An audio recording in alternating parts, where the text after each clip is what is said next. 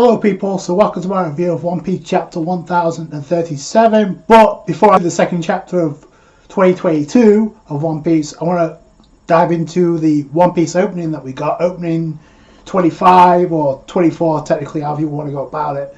Give my brief thoughts on it. But personally, the moments that stand out to me are the final visual. I'm going to tell you why, and why it could coincide with the ending of Wano. So, the song title is Paint by a band called I Don't Like Mondays. In terms of like the overall presentation of the opening, I actually think it's the most upbeat opening that we've gotten. Probably the better opening out of the three. I think we could be honest that spoilers were a given from anime and manga readers alike. And I think a lot of people in the One Piece community tried to break down, bring their microscopes out to try and figure out where these manga spoilers could be. Some pointed to like Onigashima moving, which technically is not really a manga spoiler because Onigashima is going to be moving around for a while once Kaido gets through. Spoiler alert, with the scabbards pretty soon in the anime. It could be a spoiler, but we'll have to wait and see. I personally think it's Kaido moving the island, but the animators decided to be very vague. Also, you got to understand, I think Oda does have some say as to what you can greenlit as appropriate to put in the opening when it comes to spoiler territory. I mean, we got a scene with Yamato. I don't think they showed a hybrid form. They did show a backstory, so that's pretty far deep into the manga in 103, if you ask me. Especially when you can see clearly Yamato confronting Kaido. We know that's going to happen. It was pretty much obvious that would showcase the Toby Robo versus the Straw Hats. I expected that. Great to see it. Can't wait to see these fights animated. Like I said, because of the timing of the movie being announced, One Piece Film Red, you got to imagine it's in production now. So I hope when these fights between the Toby Robo and the Straw Hats, especially with Robin versus Black Maria, the one I'm looking forward to the most, just from a personal standpoint. By the way, they didn't show her entire new form. They showed a new Mere Floor ability, just not her new mode. They kind of spoiled Cairo'S hybrid form, which is not a surprise. They also didn't show too much of One Piece Chapter 1000, which I thought they would. The only thing we got was Law and Kid helping out Luffy. You also have Zoro in the mix, so I guess clashing with Kaido.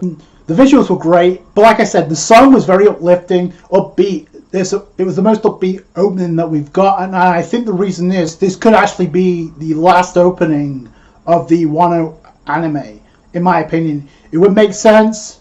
3 acts.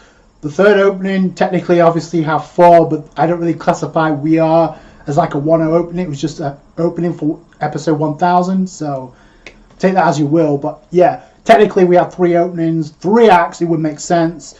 Unless something changes, which now I'm going to get dive into this chapter. Again, this could very well be the last act of Wano. Let me know my thoughts. Like I said, the final visual I'll get into later on in this chapter was kind of like the final one with the Sunny, and I'll dive into as to why that is. So let's dive into chapter 1037 with Shuron Hake, which is a reference to Kaido, obviously. We continue on with the second part of the Germa cover story, and finally Oda decides to reveal the cat's out of the bag.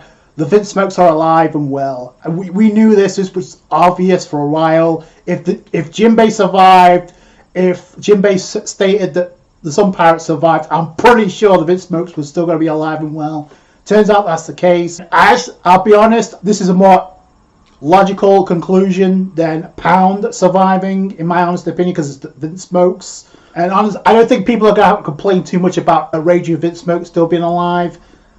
Somehow I just don't think that's going to be a problem. We have Ichichi Vince Smoke, we have Judge, and we have fan favourite Raging Vince Smoke looking out, and looks like Judge is signed for whatever reason, but it looks like they escaped Big Mom's wrath, so I'm curious where they're going to fit in the story now.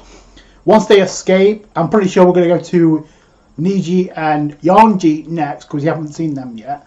So I'm wondering how long this escape cover story of the Vince Smokes is going to last, pretty much. We may actually see the Sun Pirates at some point, maybe. We start the chapter in the Flower Capital with the Fire Festival, final festivities with, I guess, the kids writing wishes on the barrels to like the the afterlife. It cuts to like the top of the skull with Luffy and Kaido drinking, and Luffy's like just like, okay, why are you drinking right now? And like, I thought this was hilarious. Like Kaido just offers Luffy, hey, do you want a swig?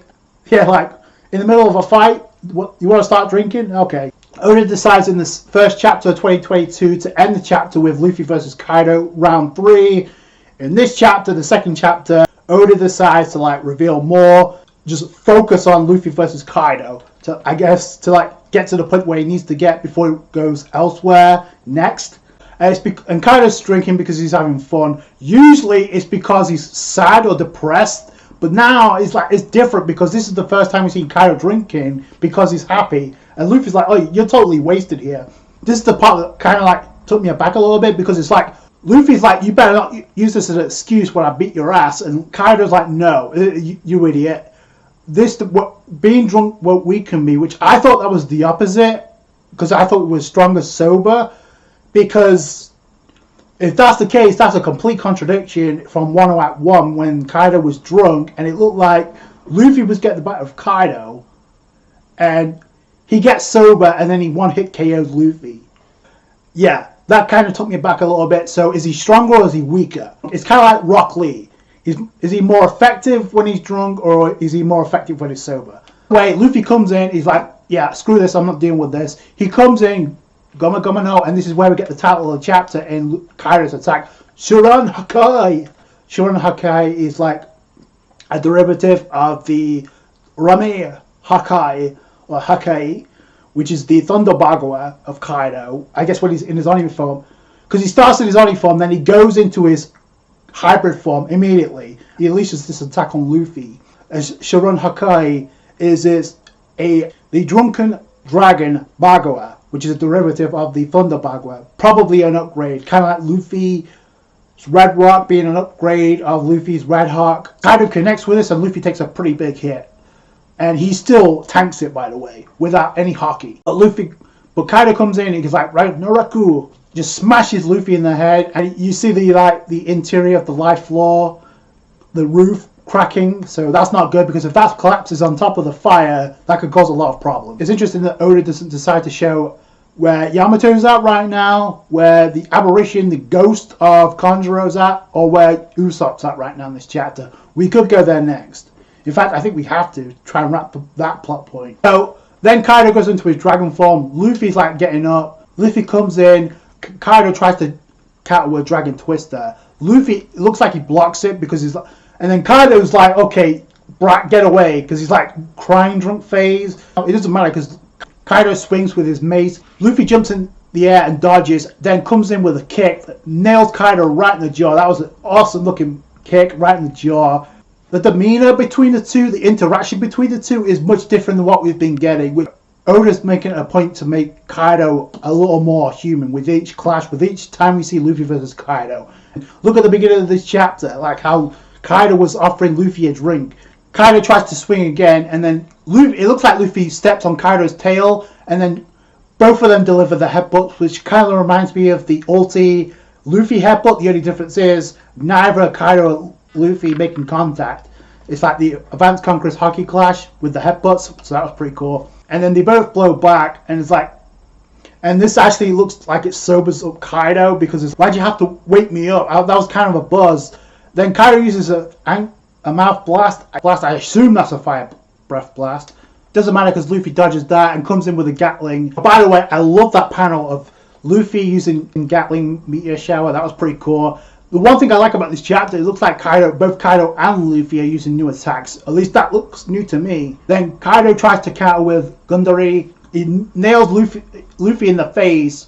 But the point I was getting to with the demeanor of the two is before Luffy nails like kick on Kaido's jaw, look at how Luffy's laughing, like like he technically does, right? Like typical Luffy. So that's what I mean. Like the animosity is there's not as much as when this fight first started. But what's going to be the resolution here? And this is something to keep in mind too. When Luffy's being hit by, we get the Advanced Conqueror's Hockey Clash, Luffy states that his hockey is getting stronger. So what's going on here? Because before, Yamato made a reference that Kaido was getting weaker, but now he's getting stronger.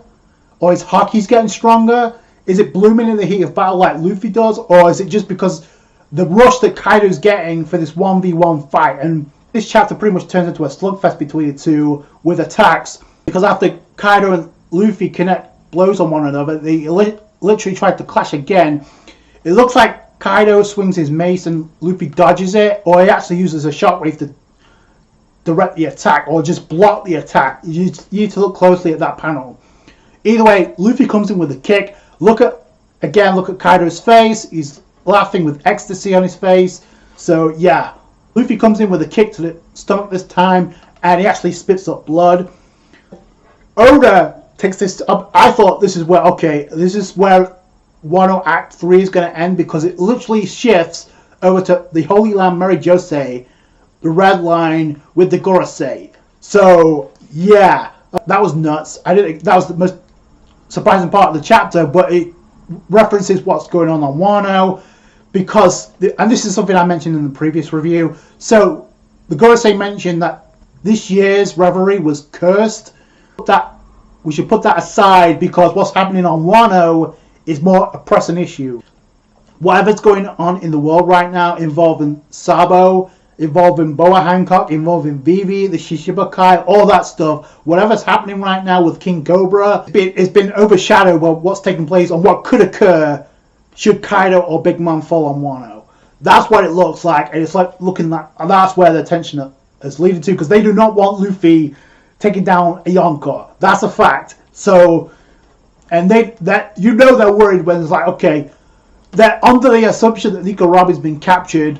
Little did they know. So unless something's changed, the Cypher Pole Zero agent said they need to get off Onigashima because something's happening right now that's beyond their control. Like the Toby Robo and the calamities have been dealt with, so they got told to get off Onigashima. Again, they're counting on the fact that a war involving Kaido and Big Mom is our chance to erase that nuisance. So they're not even thinking about doing it themselves. They're like, okay, let's have them take each other out. Which, this is why I'm mentioning like the demeanor of Kaido and Luffy in this chapter, and I'm going to mention in a minute why I'm referencing the final visual of the opening in the new opening. It's because of this here, because it looks like the way it's been structured. So I don't think Kaido's being killed. That's fact. So I do think Kaido's going down. There's a break next week, so if Oda was going to end Wano at 3, this would have been the chapter to do it, because there's a break next week. We know Oda has said he's set on delivering that final scene of Wano. He had to jump faster. He's been dead excited about that.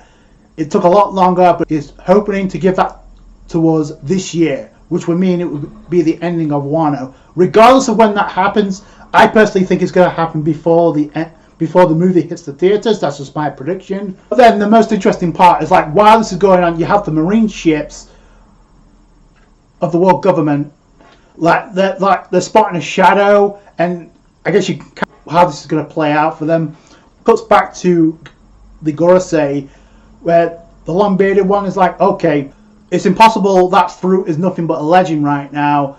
It hasn't awakened for centuries. And they mentioned the world government giving it a specific devil fruit a unique name. What devil fruit are they talking about? And it could very well be Zunisha, because that's what we see by the end of this chapter. Finally, Zunisha makes its appearance. We knew Zunisha was going to play a role, because how the hell did Momonosuke get to and Inuyasha get to Wano? We've been speculating all this time. And another thing you can point out is the voice in the tree that Roger and Odin heard in the flashback. That could tie up in as well. So is there a devil fruit hiding within Zunisha? Is that what we're seeing here? Because who's giving Zunisha the commands right now? Momonosuke is busy with trying to control the floating. We're trying to control Onigashima. So, and this is why I'm going back to, because of the final visual with the Sunny in the opening. Listen, it's not unusual for opening to have the straw hats on the Sunny. However, We have not seen that to end an opening in Wano. The last two openings we've been getting, they have not been on the Sunny. That's why I'm bringing that out. Do you think there's a possibility that opening is kind of spoiling the Straw Hats setting off on Wano, and that being this being the final opening? Because I personally think it could be. I don't know if anybody else had those vibes, but that's the vibes I got, especially after this chapter. But yeah, all in all, it was cool to see Luffy versus Kaido. I guess we're going to find out what Devil Fruit they're talking about. It could very well be Zunisha. There's a lot of secrets in Jose. I guess it's another demonstration how rocky the manga schedule is in Japan, especially for One Piece.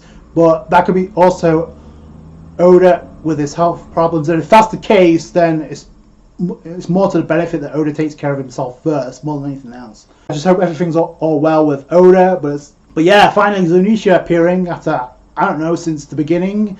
Finally makes its appearance. I'm curious of who's kind of controlling Zunisha right now. Is it Momonosuke? Is it somebody else? Or is the Devil Fruit that Gorosei were talking about, is that in Zunisha and it's finally awakened? That's going to do it for you guys. Thank you so much for watching. Like the review if you did, hit the thumbs up. I appreciate that. Subscribe to the channel for One Piece. Catch you guys later. Thanks guys. Bye.